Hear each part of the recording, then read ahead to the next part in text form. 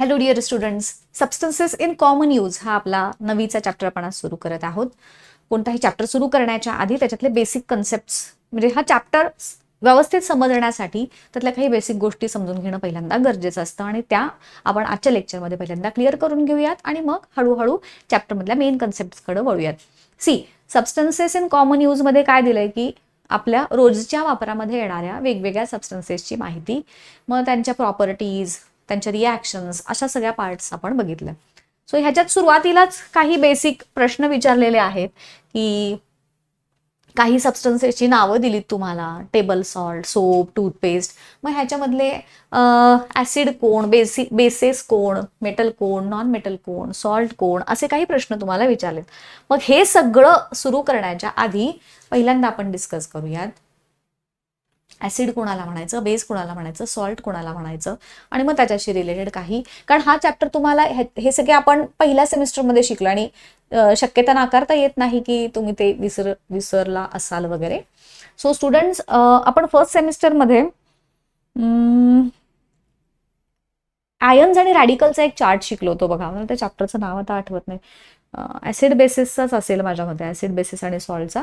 So तर त्यामध्ये आपण आयन्स, रॅडिकल्स म्हणजे कोणावरती किती चार्ज असतो, पॉझिटिव्ह रॅडिकल कोणते, निगेटिव्ह कोणते, तर तो पार्ट जो शिकला होता, तर तो जर तुम्ही अजून विसरला असाल किंवा केला नसाल तर तो करून घ्या गाईज. बिकॉज त्याच्याशिवाय तुम्हाला ह्या चॅप्टरमध्येच काय 9वी, 10वी, 11वी, 12वी कुठंच फॉर्म्युले जे असतात तर ते तयार करणं हे गरजेचं असतं आणि ते तुम्हाला ते शिकल्याशिवाय तयार करता येणार नाही आहे, हे समजून घ्या पहिल्यांदा.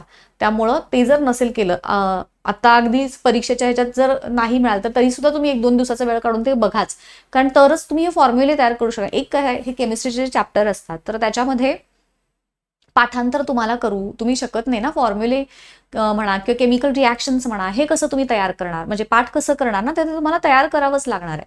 आणि समजा तुम्ही पाठांतर करायला गेलात, जसं बायोमध्ये आपण रट्टा मारून काहीतरी लिहू तरी शकतो, केमिस्ट्रीच्या चॅप्टरमध्ये मात्र तसं तुम्हाला करता येत नाही. समजा एक कंपाऊंड आहे H2O म्हटलं की आपण वॉटर म्हणतो, राईट. याच्या पुढे आपण H2O2 जर चुकून लिहिलं तर ते हायड्रोजन पेरॉक्साईड बनलं. सो एवढासा बारीक फरक देखील पूर्ण त्या रिॲक्शनचा अर्थच बदलू शकतं. त्यामुळं केमिस्ट्रीमध्ये पाठांतर करायचं नाही, सगळ्या गोष्टी समजून घेऊन लिहायच्या आहेत आणि समजून घेऊन लिहिण्यासाठी तुम्हाला बेसिक्स क्लिअर असणं खूप गरजेचं आहे. सो हे जे आपण सबस्टन्सेस शिकतोय ते म्हणजे कंपाऊंड्स आहेत, राईट. सो कंपाऊंड्स हे आपण प्रकार शिकलो, एक आयोनिक कंपाऊंड असतात आणि दुसरा प्रकार असतो तो कोव्हॅलंट कंपाऊंड. आयोनिक कंपाऊंड्स हे give and take of electrons मधून तयार झालेले असतात आणि कोव्हॅलंट कंपाऊंड्स हे शेअरिंग ऑफ इलेक्ट्रॉन्स मधून तयार झालेले असतात.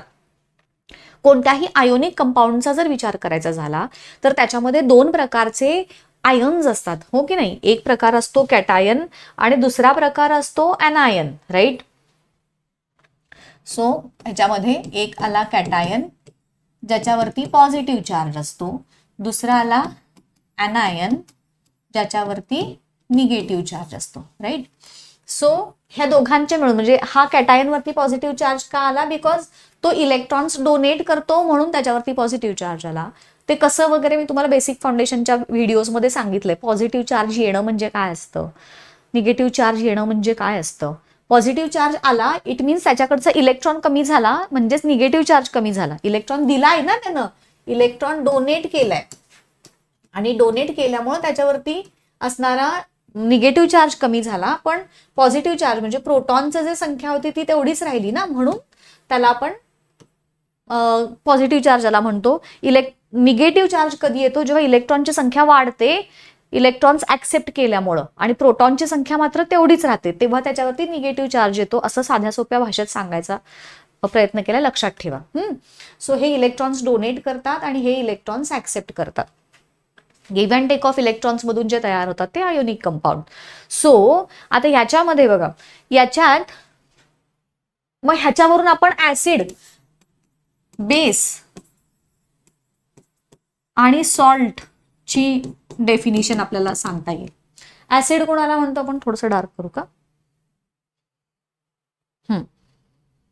ऍसिड कोणाला म्हणतो आपण, तर ज्यांच्यामध्ये H+ हे पॉझिटिव्ह आयन असतात ते ऍसिड, ज्यांच्यामध्ये OH मायनस हे निगेटिव्ह रॅडिकल असतात म्हणजे ॲनायन असतात ते बेस, आणि सॉल्ट म्हणजे ज्यांच्यामध्ये H प्लस आणि OH मायनस सोडून कोणतेही निगेटिव्ह आणि पॉझिटिव्ह रॅडिकल जे असतात H प्लस आणि OH मायनस रॅडिकल सोडून, तर त्याला आपण म्हणतो सॉल्ट. सो ह्या 3 डेफिनेशन क्लिअर झाल्या. कॅटायन म्हणजे काय, अनायन म्हणजे काय, ऍसिड म्हणजे काय, बेस म्हणजे काय आणि सॉल्ट म्हणजे काय. ठीक आहे. So salts are the substances. Specifically आपण इथे जे करणार आहोत फोकस, तो सॉल्ट काय असतो की इट इज अ सबस्टन्स की ज्याच्यामध्ये H प्लस हा कॅटायन पण नाही आहे, OH मायनस हा अनायन पण नाही आहे. म्हणजे H प्लस सोडूनचे कोणतेही पॉझिटिव्हली चार्ज आयन ज्याच्यामध्ये असतील, OH मायनस सोडूनचे निगेटिव्हली चार्ज आयन ज्याच्यामध्ये असतील, त्या सगळ्या सबस्टन्सेसना आपण म्हणणार सॉल्ट. ठीक आहे. ऍसिड झाला, बेस झाला, सॉल्ट झाला. सॉल्ट्स हे तयार होतात. आय थिंक हा पण तुम्हाला फर्स्ट ह्याच्यामध्ये झालेला आहे ना की काही सॉल्ट हे ऍसिडिक सॉल्ट असतात, जे स्ट्रॉंग ऍसिड स्ट्रॉंग बेस ह्याच्यापासून तयार झालेत. Strong acid plus strong base यांच्यापासून तयार झाले ते न्यूट्रल सॉल्ट्स. जे strong acid plus weak base पासून तयार झाले ते ऍसिडिक सॉल्ट असतात. ऍसिडिक सॉल्ट असतात. आणि ह्याच्या उलट जे स्ट्रॉंग बेस आणि वीक ऍसिड यांच्यापासून तयार झाले ते बेसिक ऍसिड असतात, बेसिक सॉल्ट असतात. सो सॉल्टचे पण बेसिकली 3 प्रकार येतात. न्यूट्रल जो ह्या पद्धतीने तयार झालाय, हे सगळे बेसिक इन्फॉर्मेशन आहे, हे तुम्ही ऑलरेडी शिकलाय, फक्त आपण रिकॉल करतोय एवढंच. ठीक आहे. सो ही कन्सेप्ट झाली. देन तुमच्या पुस्तकामध्ये काही सबस्टन्सेस दिलेत, त्यांची नेम्स आणि फॉर्म्युले आपल्याला इथे सांगायचे आहेत. फॉर्म्युले तयार करतो आपण कसं, जसं की आता इथे एक कंपाऊंड दिलंय Na2SO4. हा,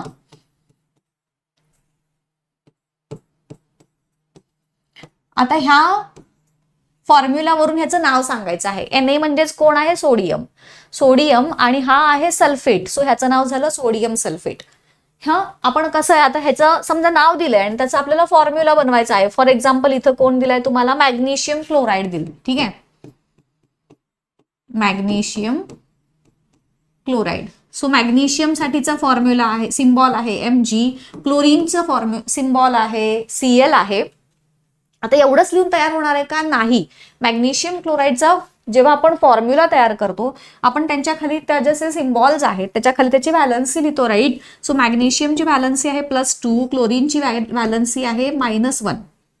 ह्याचा अर्थ काय, मॅग्नेशियमनं कंपाऊंड फॉर्म करत असताना 2 इलेक्ट्रॉन्स कोणत्या तरी ॲटमला देण्याची त्याची टेंडन्सी असते, म्हणून त्याच्यावरती आला +2 चार्ज. क्लोरीनकडे टेंडन्सी आहे 1 इलेक्ट्रॉन ऍक्सेप्ट करण्याची. मग मॅग्नेशियमकडे देण्यासाठी इलेक्ट्रॉन्स किती आहेत, 2.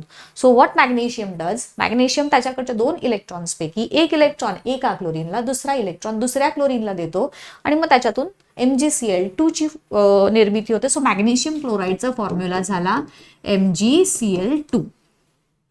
असे आपण फॉर्म्युले तयार करायला फर्स्ट सेमिस्टरमध्ये शिकलोय. आता हीच पद्धत आपण थोडीशी यूज करूयात आणि ह्या सबस्टन्सेसची नावं बघूयात काय काय. हा कोण आहे, सोडियम सल्फेट झाला.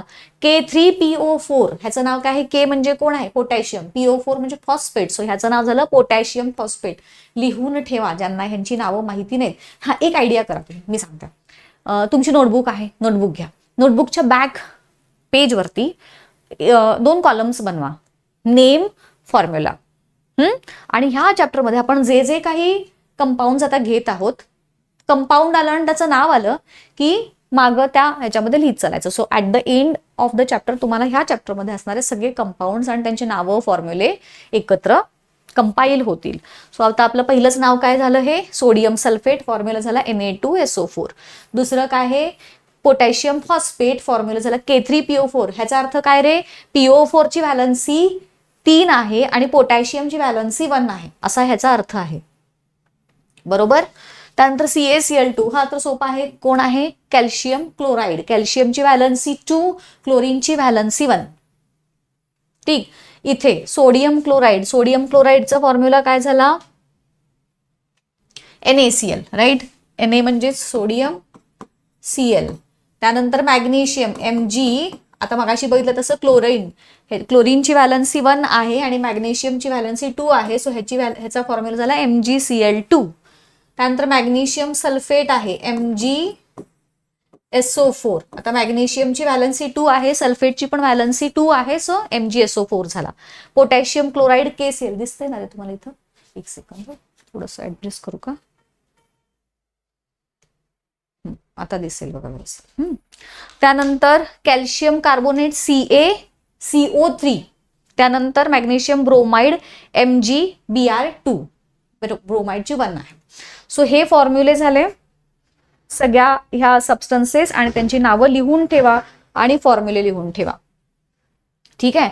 आता इथं काही दिलेत, हे तुम्हाला विचारू शकतात. जे 1 मार्कचे क्वेश्चन्स असतात तुमच्या एक्झाममध्ये, तिथं तुम्हाला ह्याच्यावरती प्रश्न विचारला जाऊ शकतो की युनिव्हर्सल इंडिकेटर आहे, युनिव्हर्सल इंडिकेटर ह्या सबस्टन्सेसमध्ये टाकल्यानंतर त्याचा कलर काय चेंज होणार. सो एक लक्षात ठेवा, युनिव्हर्सल इंडिकेटरचा स्वतःचाच कलर ग्रीनिश असतो. मग आता जेव्हा युनिव्हर्सल इंडिकेटर तुम्ही ऍसिडिक मीडियम मध्ये टाकता तेव्हा ब्लूइश कलर तयार होतो, सॉरी ऑरेंज किंवा येल्लो कलर तयार होतो. आणि बेसिक सबस्टन्सेस मध्ये जेव्हा तुम्ही टाकता तर तेव्हा त्याचा ब्लूइश कलर येतो. आणि न्यूट्रल मध्ये लिहून ठेवा युनिव्हर्सल इंडिकेटरचा स्वतःचा कलर ग्रीनिश, ऍसिड मध्ये टाकल्यावर ऑरेंज किंवा येल्लो, बेस मध्ये टाकल्यानंतर ब्लूइश शेड येणार. आणि जर कोणत्या न्यूट्रल सबस्टन्स मध्ये टाकलं तर त्याचा आहे तो जो ब्लूइश कलर आहे तो तसाच राहणार. ठीक आहे. सो सॉरी ग्रीनिश कलर जो आहे तो. सो आता हा आहे न्यूट्रल, टेबल सॉल्ट हा न्यूट्रल आहे. आता इथं जसं म्हणलं तसं ग्रीन, pH व्हॅल्यू त्याची 7 झाली. सोप जो आहे, सोप हे सगळ्यांचे कलर कलरलेस किंवा व्हाईटच आहेत. वॉशिंग सोडा, बेकिंग सोडा हे सगळे व्हाईटिश किंवा कलरलेस, सगळ्यांसाठी तुम्ही एकच म्हणू शकता इथे. आता ह्याच्यात बघा, हा सोप, वॉशिंग सोडा, बेकिंग सोडा आणि बेकिंग पावडर हे सगळे बेसिक सबस्टन्सेस आहेत. सो बेसिक सबस्टन्सेस असल्यामुळं जेव्हा तुम्ही युनिव्हर्सल इंडिकेटरमध्ये ते ऍड करणार तेव्हा ह्या सगळ्यांचा कलर कसा होणार, ब्लूइश. आणि हा जो POP आहे तो न्यूट्रल नेचरचा आहे, it is neutral nature. So त्याचा पण इथे तुमचा ग्रीनिश रंग जो आहे तो तसाच दिसणार. ठीक आहे, नेचर त्याचे. मग हे सगळे बेसेस झाले आणि ते न्यूट्रल. pH ची व्हॅल्यू तुम्हाला केवढी डिटेल विचारत नाहीत, पण हे कलर चेंज विचारतात. ठीक आहे. आता इथं कॅन यू टेलची ही आपण इथं जसं सगळ्या ऍक्टिव्हिटी डिस्कस करत करत ह्या चॅप्टरमधल्या ऍक्टिव्हिटीज खूप महत्वाच्या आहेत. सो त्या डिस्कस करत करतच आपण चॅप्टर हा कंटिन्यू करणार आहोत. सो ही जी आहे it is universal indicator strip, किंवा याचा युनिव्हर्सल इंडिकेटर स्ट्रिप पण अशी असते. हा pH मीटर दिलाय, इथं नंबर दिले, so it is pH meter. pH meter काय असतो तर तो एक ऍक्च्युली तो हे असतो एक आपण लिटमस पेपर बघतो तो लायकेन पासून बनवलेला वगैरे. सो हा pH पेपर जेव्हा तुम्ही कोणत्याही ऍसिड किंवा बेसिक मीडियम मध्ये जेव्हा टाकता तर त्याचा जो कलर असतो तो चेंज होतो. ठीक आहे. ओरिजिनल ह्याचा कलर त्या स्ट्रिप्सचा साधारण येल्लोइश वगैरे असतो. तर त्या स्ट्रिप्स जेव्हा तुम्ही कोणत्याही ऍसिडिक मीडियम मध्ये टाकल्या किंवा बेसिक मीडियम मध्ये टाकला तर ह्या पद्धतीनं त्याच्यामध्ये कलर चेंज होतो. तो घेतलेला कलर तिथं मॅच करायचा, कशाशी मॅच होतोय, कोणत्या शेडशी मॅच होतोय तर ते बघायचं. आणि त्याच्यावरून मग तो जो दिलेला सबस्टन्स आपला आहे तो ऍसिड आहे की बेस आहे हे तर ओळखतच. बघा, लिटमस पेपरच्या साह्यानं आपण ऍसिड की बेस हे ओळखतो फक्त, बरोबर ना. ऍसिड मध्ये आपला ब्लू लिटमस, रेड लिटमस कसा चेंज होतो ते सगळं तुम्ही शिकलाय. कोणतो लिटमस पेपरच्या साह्यानं फक्त ऍसिड की बेस ओळखणार, त्याची स्ट्रेंथ किती आहे म्हणजे स्ट्रॉंग आहे की वीक आहे हे आपल्याला लिटमस पेपरच्या साह्यानं ओळखता येत नाही. त्यासाठी आपल्याला लागतो तो pH paper. So pH paper जेव्हा तो आपण घेतो आणि जसं हे कलर चेंज दाखवले, समजा आता मी कोणतं तरी एक सोल्युशन घेतलं, त्या सोल्युशन मध्ये हा pH पेपर बुडवला आणि समजा त्याचा रंग हा असा दिसला, येल्लो शी मिळता जुळता. मग येल्लो कलर काय दाखवतोय, 6 दाखवतोय. आता ह्याच्यात तुम्हाला सगळ्यांनाच माहिती आहे आता की pH पेपरची जी व्हॅल्यू असतात ते 0 पासून 14 पर्यंतच्या व्हॅल्यूज असतात, राईट. सो ह्या pH स्केल म्हणतात त्याला. आणि ह्या स्केलवरती pH स्केलची डायग्राम पण तुम्हाला काढायला विचारली जाऊ शकते. सो समजा ही pH स्केल आहे, इथून 0 बरोबर मिडला 7 आणि एट द एंड 14 असते, अशी त्याची व्हॅल्यू असते. सो जेव्हा व्हॅल्यू pH ची व्हॅल्यू त्या जे येतं जसं बघितलं तर आपण 1, 2, 3, 4, 5, 6. सो ह्यापैकी कुठंही आलं इन बिटवीन दीज तर तो असतो ऍसिड. त्यात पण ह्या 1, 2, 3च्या दरम्यान आला तर तो स्ट्रॉंग ऍसिड असतो. इथं आला 6, 5, 6 ह्या याच्यामध्ये तर तो वीक ऍसिड असतो. ठीक आहे, पण त्याचं नेचर झालं ऍसिड. 7 आली व्हॅल्यू की तुम्हाला माहितीच आहे पीएच त्याचा न्यूट्रल झाला, ऍसिड पण नाही आणि बेस पण नाही. तसंच मग 8-9 या याच्यात आलं तर ते असतो वीक बेस. 8-9 आला समजा तर तो वीक बेस, आणि 12-13 वगैरे जर पीएच आला तर समजायचं तो स्ट्रॉंग बेस. सो अशा पद्धतीनं, आणि हे ओव्हरऑल ह्या दरम्यान कुठेही आला तरी मग काय असतो, हा बेस असतो. सो ह्या पद्धतीनं आपण कोणत्याही सबस्टन्सचा पीएच तर शोधू, म्हणजे पीएच जेव्हा शोधतोच, पण तो स्ट्रॉंग ऍसिड आहे का वीक ऍसिड आहे का स्ट्रॉंग बेस आहे का वीक बेस आहे, हे आपण या पीएच मीटर किंवा पीएच पेपरच्या साह्यानं शोधून काढू शकतो. इथं आला समजा तर हा काय झाला, 3 पीएच आहे, विच इंडिकेट्स इट इज, जो कोण सबस्टन्स असेल तो स्ट्रॉंग ऍसिड आहे. समजा इथं 12 आलं जसं आता म्हणलं होतं, तर त्याची व्हॅल्यू काय आहे, स्ट्रॉंग बेस कडे झुकतो तो ना, so it is strong base. इथं आलं 8 आलं तर इट इज वीक बेस, आणि हे मधला आला तर तो नुसता बेस म्हणायचा, म्हणजे 11-10 आलं तर तो तुम्ही बेस म्हणणार, खूप स्ट्रॉंग पण नाही खूप वीक पण नाही. अशा पद्धतीनं या पीएच मीटरच्या साह्यानं, आता इथे काय दिलंय, हे स्ट्रिप काय आहे विचारतात असे परीक्षेला प्रश्न, हा तर ती पीएच मीटर आहे. Why it is use for, it is use, आता इथे नुसतं म्हणायचं नाही it is use to measure the pH, it is use to measure the strength of acid or base. नुसता पीएच मोजतो का आपण, नुसता पीएच तर आपण म्हणजे ऍसिड की बेस हे आहे तर आपल्या लिटमस पेपरनं पण सांगू शकतो. स्ट्रेंथ, तो स्ट्रॉंग ऍसिड आहे का वीक की बेस किंवा स्ट्रॉंग बेस, हे सांगण्यासाठी आपण पीएच मीटरचा वापर करतो. So it is use to measure the strength of acid and base. हे महत्वाचं आहे, स्ट्रेंथ हा शब्द महत्वाचा आहे. ठीक आहे, ऍसिडिक बेसिक की न्यूट्रल हे जसं सांगितलं तुम्हाला, we have to dip the pH paper into the respective solution, if and then we will tally the color change with the reference of this pH strip. If the pH value comes between 0 to 7, then 6 म्हणा किंवा 7 म्हणा, then its value is it is acid. If the value comes at the range of 7, then it is neutral, आणि 8 to पुढं 14 पर्यंत आलं तर मग ते आहे बेसिक. सो असं आपण हे करतो. Make a list of substances in day to day use in accordance to their pH value.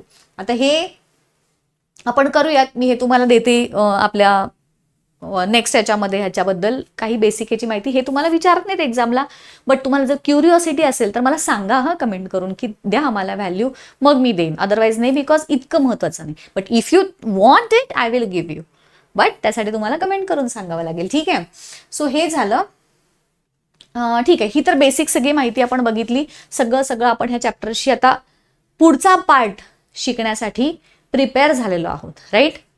इथेच थांबणार आहे मी आज. पुढचा जो पार्ट आहे सॉल्ट आणि मग त्याचे प्रॉपर्टीज, युजेस वगैरे, ते डिटेलमध्ये आपण नेक्स्ट लेक्चरमध्ये बघूयात. Till then good bye, thank you.